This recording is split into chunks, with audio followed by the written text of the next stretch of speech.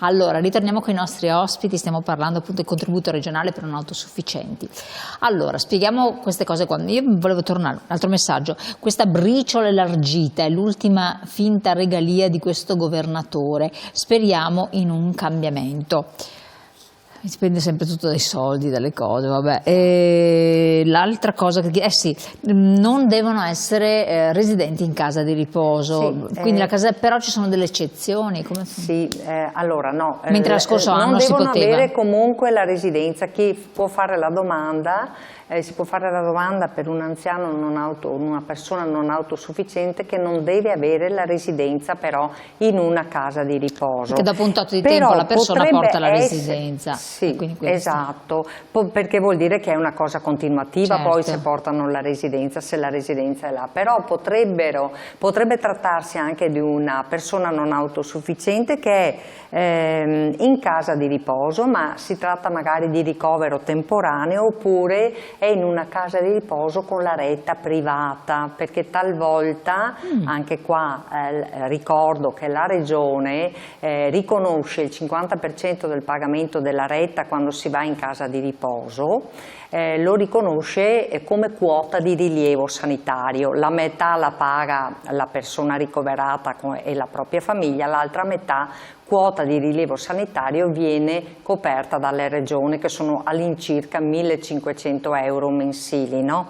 E allora però a un certo momento la Regione termina i fondi per questa quota di rilievo sanitario e può succedere che un anziano viene messo ugualmente in casa di riposo e la retta è totalmente a carico, viene riconosciuta soltanto una piccola parte di questa quota di rilievo sanitario, ma la maggior parte la paga la famiglia, quindi la famiglia non viene chiamata a pagare solo la metà della retta, no, in casa di riposo, ma in questo caso qua si sappia che si può fare questa domanda. Anche se c'è il trasferimento di residenza? No, non c'è mai, non c'è ancora il trasferimento di residenza. Dovesse esserci però la normativa, la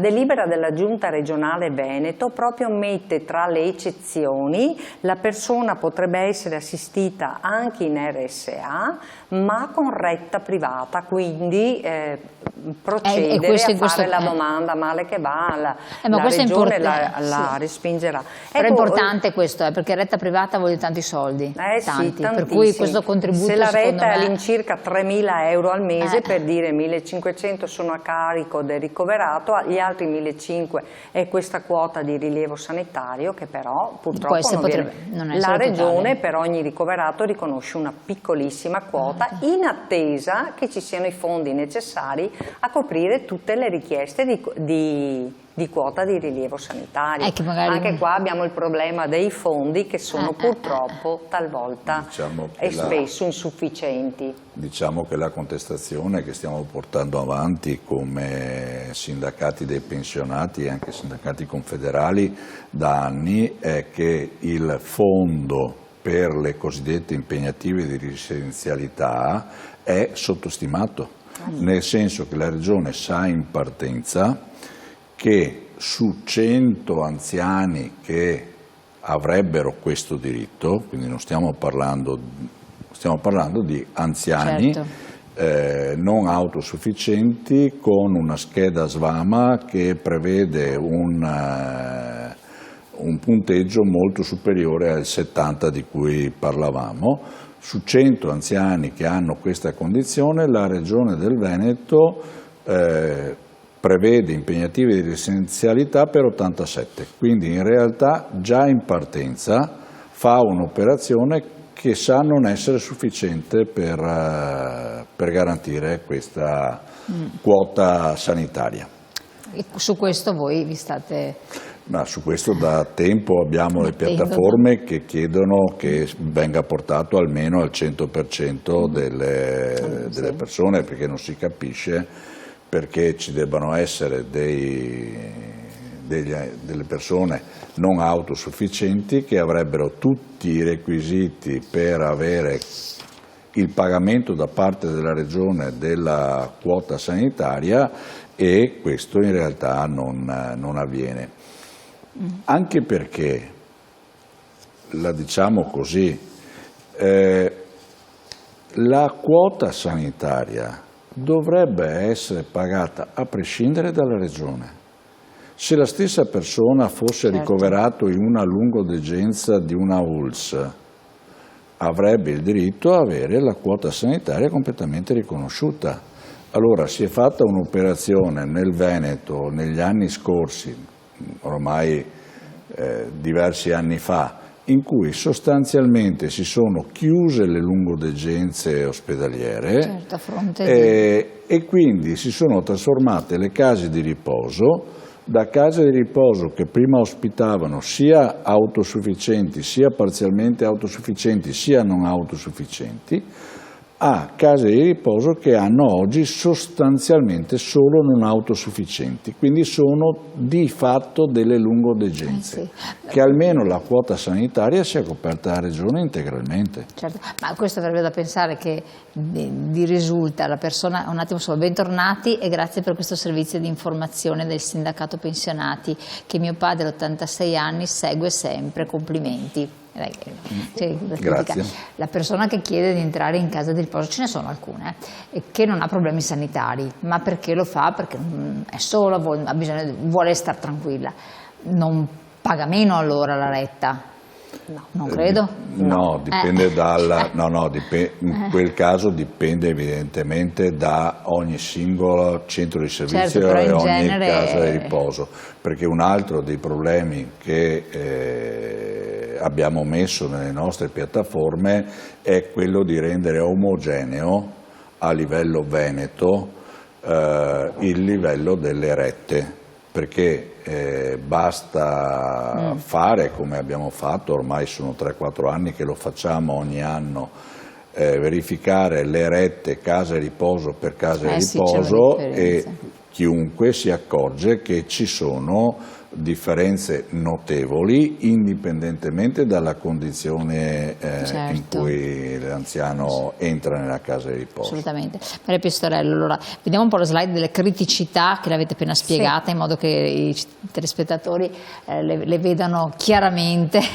e vedano parlavamo di risorse limitate. D'altra parte, sì, come proprio si diceva prima, no, quest'anno sono state messe meno risorse, ma anche la platea è sicuramente minore, perché non possono fare la domanda, come proprio dicevamo, le persone che sono residenti in casa di riposo. A questo proposito però voglio ribadire una cosa. Questo bando già per il secondo anno, questo contributo, che lo dico perché questa televisione viene vista in tutta Italia, è solo riservato ai residenti nella regione Veneto, per cui questo che diciamo oggi non vale per le altre regioni che magari hanno cose analoghe o non hanno proprio nulla, e quindi questo è solo della regione Veneto, non ha avuto quello spazio di pubblicità che meriterebbe, nel senso che la prima scadenza era il 10 agosto, quindi è stato emesso in piena estate, e a dire il vero penso che noi come sindacato pensionati, come CGIL, siamo forse tra i pochi ad aver attrezzato tutte quante le nostre sedi con un volantino in cui davamo la notizia che c'era la possibilità di fare la domanda per questo contributo, e anche con il richiamo a chi leggeva il volantino di potersi anche avvalere della consulenza dei nostri collaboratori e delle nostre collaboratrici che abbiamo in tutto il territorio del Veneto, e per poter chiedere informazioni maggiori, quelle che insomma cerchiamo anche di dare adesso, e per dare anche un'eventuale domanda, un eventuale aiuto a compilare la domanda, perché io ho aiutato a compilare la domanda. Non è così semplice, così scontato che si sappiano poi dare le risposte giuste nelle caselle giuste, e quindi deve stare attenti. La mancanza di pubblicità. Io davvero su questo io vorrei più impegno da parte dell'ente pubblico, da parte della Regione, in modo che le persone che hanno questi diritti possano accedere a questi benefici. Insomma, poi noi tra l'altro come sindacato siamo in campo con i diritti inespressi, no, sulle pensioni, e qui stiamo parlando di diritti inespressi anche in questo campo, perché se non si fa la domanda non hai alcun beneficio, non puoi ottenere nulla. Quindi mi viene da pensare che nella scorsa edizione il numero non enorme degli aventi diritto che ha fatto domanda, che ha avuto accesso a questo beneficio pur a fronte di una disponibilità economica più grande, gli altri non l'avessero fatto perché non erano a conoscenza? Può essere. Sì, diciamo che questi provvedimenti generalmente vengono pubblicizzati il giorno stesso o il giorno dopo sui giornali tramite una conferenza stampa, e poi però non c'è da parte dell'ente pubblico la sufficiente pubblicità e quindi la sufficiente conoscenza da parte dei cittadini. Volevo solo sottolineare una cosa, per chiudere. Noi abbiamo parlato molto di RSA, di case di riposo, di centri di servizio. Teniamo conto che però in Veneto i posti nei centri di servizio sono circa 32.000, se non vado errato. Quindi stiamo parlando del 12-13% delle persone che hanno problemi di non autosufficienza. La stragrande maggioranza, quindi quasi il 90%, continuano a rimanere nella propria abitazione, nella casa, e quindi c'è proprio bisogno anche di interventi sul territorio per dare una risposta concreta a tutte queste situazioni. Infatti, quando si è parlato più volte con voi dello spirito della domiciliarità, l'idea, cioè alla fine diventa una strada obbligata per chi non ha disponibilità economiche. Però questo a discapito di chi si deve occupare, fare da caregiver a queste persone, perché e qua si apre il capitolo, come accennava anche lei segretaria, delle donne che lasciano il lavoro e quindi non avranno i contributi sufficienti poi un domani per andare in pensione, o che fanno delle scelte che poi andranno a penalizzarle, tutto sommato. Quindi questa è un'altra problematica. Ci sono sbocchi da questo punto di vista, ci sono aperture, avete avuto dei dialoghi? Allora, per esempio la cosa che diceva lei, la Regione del Veneto non ha ancora a oggi una legge sui caregiver. Erano state presentate 2 proposte di legge in Consiglio regionale, ma nessuna delle 2 è stata approvata, e quindi andremo alle prossime elezioni ancora con questo problema aperto. Ricordo che anche per quanto riguarda la riforma delle IPAB la stiamo aspettando dal 2000, e quindi è ancora lì, insomma. Siamo ancora là. Siamo giunti al termine. Maria Pistorello, grazie del suo apporto. Ricordiamo tutte le sedi, vero, che sono disponibili? Esattamente, anche se mi permette proprio un flash, se pensate di averne diritto, se una persona anziana non autosufficiente al 100%, che abbia un'invalidità al 100%, può fare la domanda, si può fare la domanda purché sia allora curata a domicilio. Mi raccomando, rivolgetevi all'assistente sociale dell'ULSS o se non è così accessibile a quella del vostro comune, ma subito. Subito, 30 settembre la scadenza, quindi vuol dire oggi. Grazie ancora, e grazie naturalmente anche a Ugo Aggiolo del suo contributo, allo SPCGL, della collaborazione sempre preziosissima. Rivedete la puntata, vedete il sito dello SPCGL, ci sono tutte le sedi dove chiedere tutte le informazioni. Buon proseguimento.